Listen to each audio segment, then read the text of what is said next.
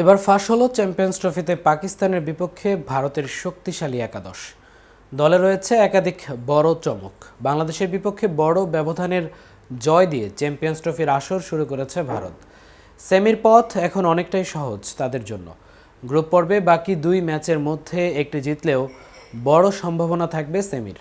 পরের ম্যাচে তারা মুখোমুখি হবে পাকিস্তানের, আর সেই ম্যাচের আগেই এবার শক্তিশালী একাদশ ঘোষণা করেছে ভারত। কিন্তু চ্যাম্পিয়ন হওয়ার মিশনে কোন 11 জন তারকাকে নিয়ে পাকিস্তানের বিপক্ষে খেলতে নামবে ভারত?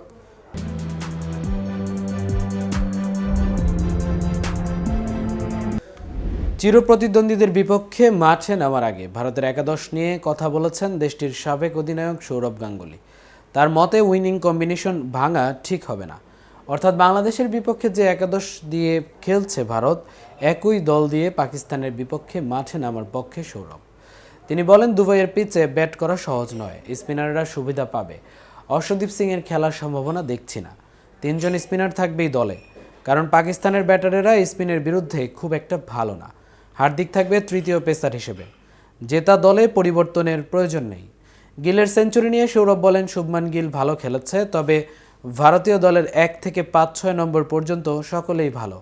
সবাই সেঞ্চুরি করতে পারে, যে কেউ ম্যাচ জেতাতে পারে।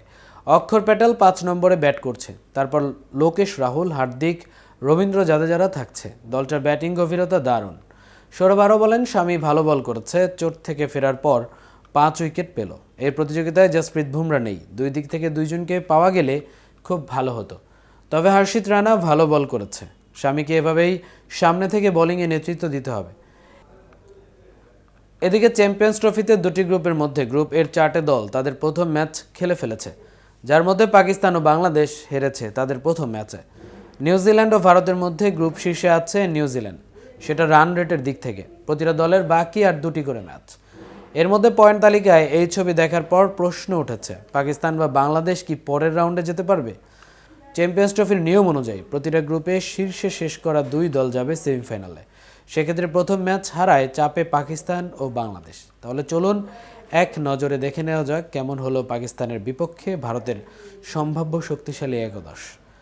1 নম্বরে আছেন অধিনায়ক রোহিত শর্মা, 2 নম্বরে আছেন শুভমান গিল, 3 নম্বরে বিরাট কোহলি, 4 নম্বরে শ্রেয়াস আইয়ার, 5 নম্বরে আছেন উইকেট কিপার লোকেশ রাহুল, 6 নম্বরে রবীন্দ্র জাদেজা, 7 নম্বরে অক্ষর প্যাটেল, 8 নম্বরে হার্দিক পান্ডিয়া, 9 নম্বরে হর্ষিত রানা, 10 নম্বরে মোহাম্মদ শামি ও সবশেষ 11 নম্বরে আছেন কুলদীপ যাদব।